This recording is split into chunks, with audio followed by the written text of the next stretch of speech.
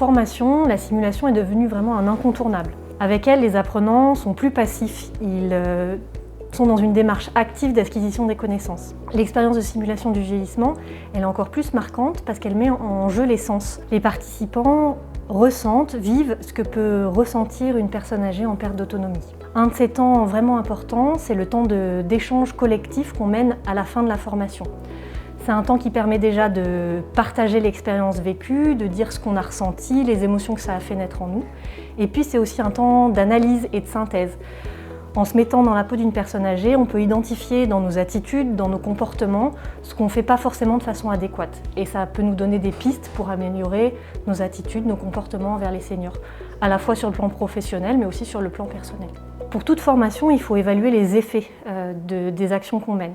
Les effets à la fois à court terme, à chaud, et puis les effets à long terme. Donc à Gérondif, nous avons mené une étude dans ce cadre-là, où nous avons mesuré l'impact de la formation avec le costume de simulation du vieillissement chez des soignants de gériatrie, dans le secteur sanitaire et dans le médico-social.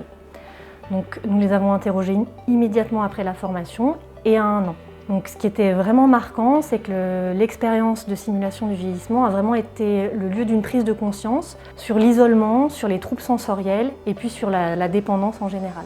On a également constaté que les soignants qui avaient suivi la formation manifestaient plus d'empathie auprès des personnes qu'elles accompagnaient après la formation et ça se maintenait encore 1 an après avoir suivi la formation.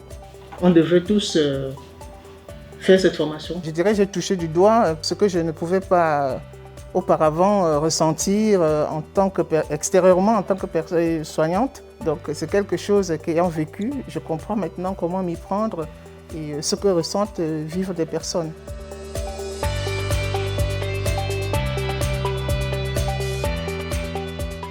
Ce serait une nouvelle habitude, quoi. Ce serait une nouvelle habitude que je vais instaurer dans ma manière d'être avec des personnes âgées. Alors moi j'ai pris conscience effectivement du point de vue intérieur, là, avec ce costume de la personne âgée. Et je pense que je serais particulièrement vigilante justement à la manière de s'adresser aux personnes et à la manière dont l'équipe soignante globalement s'adresse aux personnes. Et prennent bien conscience qu'en fait elles sont chez elles et on est là autour pour les aider. Et ne pas faire comme si elles n'étaient pas là, ou elles n'entendaient pas, ou elles n'existaient pas. Ça peut être une source pas de stress, mais de non-considération en fait, que j'ai vraiment ressenti avec ce costume de l'intérieur. Voilà. Donc, je pense que je serais vigilante à ça. Et vigilante également au fait d'accompagner par la parole tout contact avec la personne âgée. Il me semble indispensable d'au moins se mettre dans cette peau-là, dans ce costume-là. C'est bien d'apprendre les gestes techniques, mais en fait, une fois qu'on est dans la peau de la personne, on voit les choses complètement différemment. Et d'ailleurs, c'est le retour qui a été fait après avec les aides-soignantes. Elles ont toutes été conquises par la formation. Tous nous rapportent des changements, en particulier dans leur manière d'accompagner les patients et dans leur manière de communiquer avec les patients. Elles nous disent qu'elles prennent plus de temps pour les écouter et plus de temps pour les laisser s'habiller, les laisser manger. Voilà, il y a une plus grande compréhension et c'est vrai qu'on sent qu'il y a plus d'empathie également.